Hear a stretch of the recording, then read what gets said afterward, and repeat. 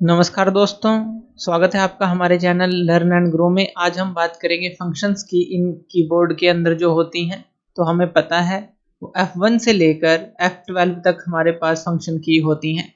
Keyboard के अंदर keyboard को कीबोर्ड क्यों बोला जाता है? क्योंकि इसके अंदर काफ़ी सारी की होती हैं जिनको हम प्रेस करते हैं और इनपुट देते हैं कंप्यूटर को। तो जैसे हमने यहाँ पर कीबोर्ड दिखाया है, फंक्शन की जो है आपको यहाँ पर मिलती हैं। सबसे ऊपर होती हैं ये, और F1 से लेकर F12 होती हैं। सबसे लेफ्ट में एस्केप का बटन होता है, ये आपने कीबोर्ड में देखा ही होगा। तो ये जो फंक्शन की होती हैं काफ़ी यूज़फुल होती हैं, यानी कि एक तरह के शॉर्टकट होते हैं। अगर हम इनको समझ पाएँ और इनका यूज़ कर पाएँ तो काफ़ी आसानी हो जाती है। हम कीबोर्ड के थ्रू जो है काफ़ी सारे काम कर सकते हैं। वैसे तो सारी की जो है, अगर हम इनका यूज़ सीख जाएँ तो कीबोर्ड से ही हम बहुत सारे काम कर सकते हैं। पूरे कीबोर्ड की को भी हम समझेंगे, लेकिन आज जो हम समझेंगे वो समझेंगे जो फंक्शंस की हैं। ये एफ जिनके साथ लिखा होता है, इनको आज हम समझेंगे। अब इन्हीं की के साथ कुछ सिंबल भी होते हैं, जैसे एट द रेट हो गया, वॉल्यूम अप डाउन का हो गया, ब्राइटनेस अप डाउन का हो गया। इस तरह के काफ़ी सारे सिंबल भी होते हैं इनके साथ, जिनका प्रयोग हम फंक्शन के साथ कर सकते हैं। अगर लैपटॉप के अंदर देखें, फंक्शन की होती है, F1 लिखा जिस पे होता है, उसको क्लिक करके ही परसेंटेज का सिंबल हो गया, उसको क्लिक करने के बाद ही जब ये इस की को दबाएंगे इनमें से कोई, तो इन पे जो दूसरे सिंबल होते हैं उनका यूज करते हैं। लेकिन आज हम जानेंगे कि F1, F2, F3, F4 इनको दबाने से क्या होता है। एक को अकेले दबाने से या किसी चीज के दबाने से, किसी के साथ दबाने से इसको क्या होगा, इसको प्रेस करने से। तो चलिए सबसे पहले ले लेते हैं F1 की जो है हमारे पास। जो F1 की है इसका यूज क्या होता है। अब जो F1 की होती है ये सीधा याद रखिए नंबर 1 पर है, और नंबर 1 पे सबसे पहले हमें अगर किसी भी चीज की हेल्प की जरूरत हो, कोई भी आपने वर्ड खोल रखा हो, एक्सेल खोल रखा हो, पावर पॉइंट खोल रखा हो, ब्राउजर खोल रखा हो, कोई एप्लीकेशन खोल रखी हो, वहां पर आपको कोई हेल्प की जरूरत है कि वो किस तरह से काम करेगी, कुछ चीजें उसके अंदर आपको समझनी है, तो F1 आप प्रेस कर दीजिए। जब आप कीबोर्ड से F1 प्रेस करेंगे तो हेल्प मेनू खुल जाएगा आपके सामने, और उस हेल्प मेनू के अंदर ढेर सारे टॉपिक होंगे जिन पर क्लिक कर कर आप उसको जान सकते हैं कि इसको किस तरह से किया जा सकता है। तो हेल्प जो भी उसके बारे में, डॉक्यूमेंट के बारे में हेल्प जो होगी वो आप वहां पर देख सकते हैं। उसके बाद जो F2 की है, F2 की का यूज क्या होता है। F2 की का यूज हम करते हैं रीनेम करने के लिए। मान लीजिए कोई फाइल है आपके पास, यहाँ पर कोई फाइल है, हमें पता है फाइल है या कोई आइकन है, उसके नीचे यहाँ पर नेम होता है, यहाँ पर उस फाइल का नेम होता है। अगर यहाँ पर आप F2 को प्रेस कर देते हैं, यहाँ पर इस पे क्लिक करके आइकन पर F2 को जो प्रेस करते हैं, तो यहाँ पर ये सारा सिलेक्ट हो जाता है। बैक स्पेस करेंगे खाली हो जाएगा, और फिर आप इसमें नाम लिख सकते हैं। तो F2 का जो प्रयोग है वो किस लिए हम करते हैं, रीनेम करने के लिए। याद रखना है, पहला हेल्प के लिए है, दूसरा किसी भी फाइल का, आइकन का नाम चेंज करना हो, रीनेम करना हो, F2 प्रेस कर दीजिए उस फाइल पर जाकर, तो वहां पर उसका जो नाम है उसके पूरा सिलेक्ट हो जाएगा। बैक स्पेस दबाकर खाली कर लें और लिख लें उसमें नाम, तो रीनेम कर सकते हैं। F3 का प्रयोग क्या है हमारे पास। अब इसके अंदर F3 का प्रयोग अगर हम अकेले देखें, उसका सिर्फ अगर F3 को दबाएं तो वहां पर वो आप जो है फाइंड और सर्च करने के लिए पेज को किसी फाइल के अंदर यूज कर सकते हैं। जैसे मान लीजिए कोई PDF फाइल है आपके पास, काफी सारे पेजेस हैं उसके अंदर, आप कोई प्रॉपर चीज सर्च करना चाहते हैं, तो आप F3 को प्रेस करते हैं। कोई भी PDF फाइल है, इस तरह से कोई कई पेजेस की फाइल है, तो F3 प्रेस कर दें तो आप उसको फाइंड और सर्च कर सकते हैं किसी भी चीज को, अगर उन पेजेस में से आपको सर्च करना है।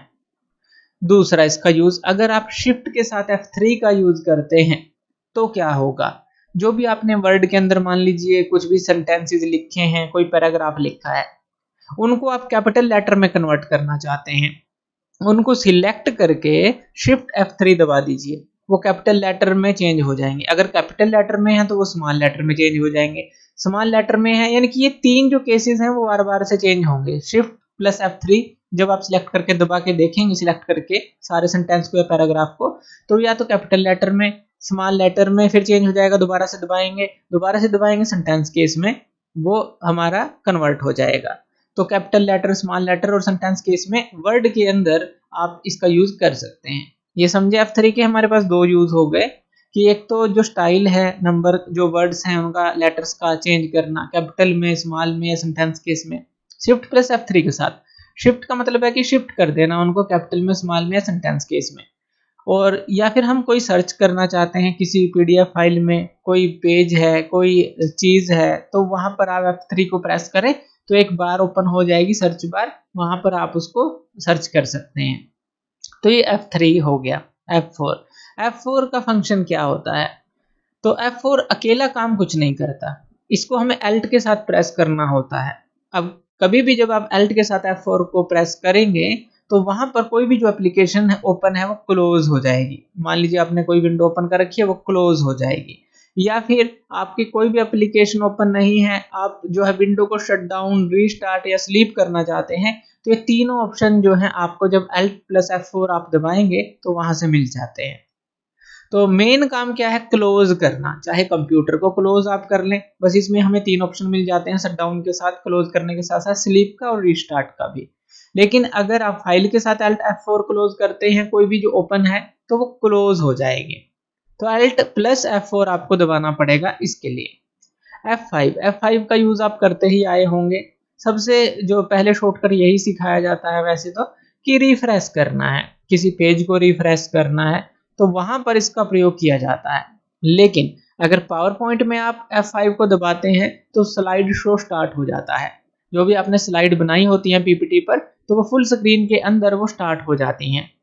या फिर MS वर्ड के अंदर आप कोई चीज़ फाइंड करना चाहते हैं, रिप्लेस करना चाहते हैं, या फिर गो टू किसी पेज पर जाना चाहते हैं MS वर्ड के अंदर, तो वहां पर ये विंडो भी ओपन हो जाती है। तो ध्यान से देखिए, F5 का वैसे तो यूज क्या है? रिफ्रेश करने के लिए। कंप्यूटर में जब आप ओपन होता है F5 दबाएंगे तो आप देखेंगे रिफ्रेश हो गया है।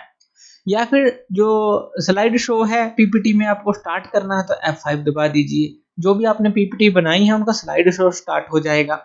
या फिर MS वर्ड के अंदर अगर हम देखें तो फाइंड रिप्लेस, कोई चीज फाइंड करनी है और उसको रिप्लेस करना है, या गो टू किसी पेज पर जाना है, तो वहां पर MS वर्ड के अंदर इसका ये यूज होता है।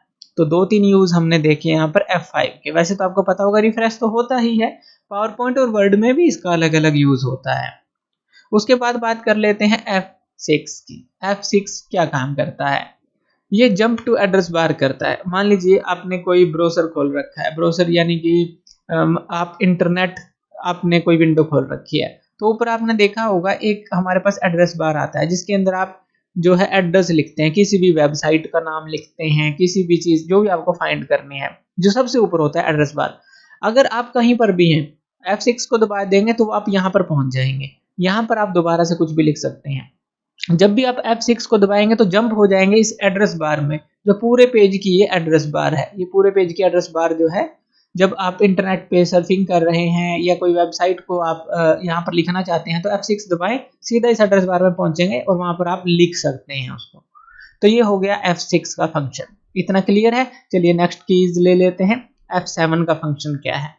F7 जो है वो वर्ड के अंदर, PPT के अंदर स्पेलिंग और ग्रामर चेक करने के काम आता है। मान लीजिए आप कोई भी कुछ चीज लिखते हैं, मान लीजिए कुछ भी चीज आपने लिख दी यहाँ पर, उसके नीचे इस तरह का एरर आ जाता है। आपने देखा होगा वर्ड के अंदर रेड कलर के अंदर लाइन आ जाती है।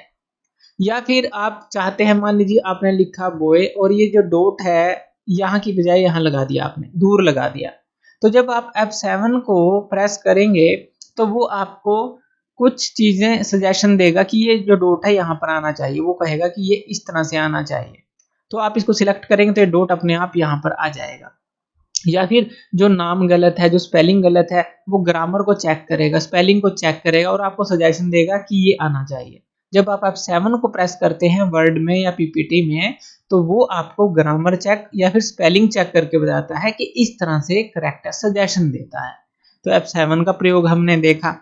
F8 का क्या प्रयोग है? F8 का प्रयोग है, वैसे तो इसका यूज होता है अगर आप कंप्यूटर को सेफ मोड में ले जाना चाहते हैं। जैसे आप बूट कर रहे हैं या आपने स्टार्ट किया है कंप्यूटर को, तो आप उसको सेफ मोड में ले जाना चाहते हैं, तो आप क्या करेंगे? जैसे ही वो ऑन हो रहा है, जैसे ही आपने उसको रिस्टार्ट किया, तो F8 को प्रेस करेंगे तो वहां पर आपको कुछ ऑप्शन मिलेंगे विंडोज के अंदर, तो आप उसको सेफ मोड में ले जा सकते हैं ड्यूरिंग स्टार्टिंग।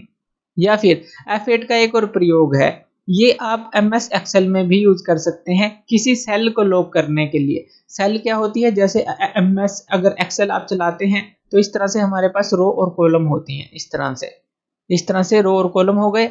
अब ये जो एक चीज है, मान लीजिए ये जो है जहां पर हमने ये एक डिब्बा जो है एक 1 लिखा है, ये सेल है। अगर यहाँ पर क्लिक करके आप F8 को दबा देंगे तो ये लॉक हो जाएगी। अब जब भी आप सिलेक्ट करेंगे ये सेल लॉक रहेगी, लेफ्ट में जाएं, राइट में जाएं, ऊपर जाएं, नीचे जाएं, ये तो लॉक रहेगी। इसी से आप जो है चारों तरफ घूम सकते हैं। सिलेक्शन जो है यहीं से स्टार्ट होगा। तो अगर एक्सेल चलाते हैं तो आपको पता होगा कि F8 का काम लॉक करने के लिए होता है सेल को। वैसे अगर MS वर्ड में आप F8 का यूज करते हैं, जब आप F8 को दबाएंगे एक दो बार तो पूरा पैराग्राफ है या पूरा पेज है वो सारा सिलेक्ट हो जाएगा। तो इसके यहाँ पर 2-3 काम होते हैं। एक तो स्टार्टिंग में सेफ मोड में ले जाने के लिए कंप्यूटर को, दूसरा MS एक्सेल में सेल को लॉक करने के लिए, तीसरा MS वर्ड के अंदर पूरे पेज को सिलेक्ट करने के लिए या पैराग्राफ को सिलेक्ट करने के लिए F8 का यूज किया जाता है। F9 का यूज क्या होता है? F9 का यूज होता है अगर आप MS वर्ड में डॉक्यूमेंट को रिफ्रेश करना चाहते हैं तो सिर्फ इसके लिए इसका यूज होता है, रिफ्रेश डॉक्यूमेंट करने के लिए। या फिर आप जो है सेंड और रिसीव करना चाहते हैं मेल्स को MS आउटलुक में, वहां पर भी इसका यूज होता है। तो इसका ज्यादा यूज हम नहीं करते क्योंकि ये एक तरह का जो रिफ्रेश का काम करता है डॉक्यूमेंट में, वो ज्यादातर हमें जरूरत पड़ती ही नहीं। तो ये जो है हमारा, या फिर एक्सेल में भी इसका यूज होता है, वहां पर भी रिफ्रेश करने का काम करता है। कई बार मैनुअली हम फॉर्मूला पुट कर देते हैं तो उसको रिफ्रेश करने के लिए यूज होता है। मेनली काम इसका रिफ्रेश करने का, वर्ड में ले लीजिए, एक्सेल में ले लीजिए, कि एकदम से रिफ्रेश करना, कि अपडेट की है आपने कोई चीज, रिफ्रेश कर देना उसको, तो उसके लिए। F10 का क्या यूज है? F10 का यूज है अगर हम शिफ्ट के साथ F10 को दबाते हैं, जैसे आप जो माउस है राइट क्लिक को दबाते हैं तो एक विंडो सी ओपन होती है जिसमें काफी सारे ऑप्शन होते हैं। तो वही चीज जो है, जो राइट क्लिक, माउस का राइट क्लिक जो काम करता है, अगर आपको कीबोर्ड से वही चीज खोलनी है तो शिफ्ट प्लस F10 को दबा दें तो वो राइट क्लिक जो है, जो माउस का राइट क्लिक जो करता है काम, वही ये काम करेगा। उसके बाद अगर आपको मेनू बार एक्टिवेट करना है, जैसे वर्ड खोल रखा है, एक्सेल खोल रखा है, पावर पॉइंट खोल रखा है, कुछ भी खोल रखा है, तो सबसे ऊपर जो है मेनू बार होता है जहाँ पे होम, जो फाइल, इंसर्ट, इस तरह के आइकन होते हैं।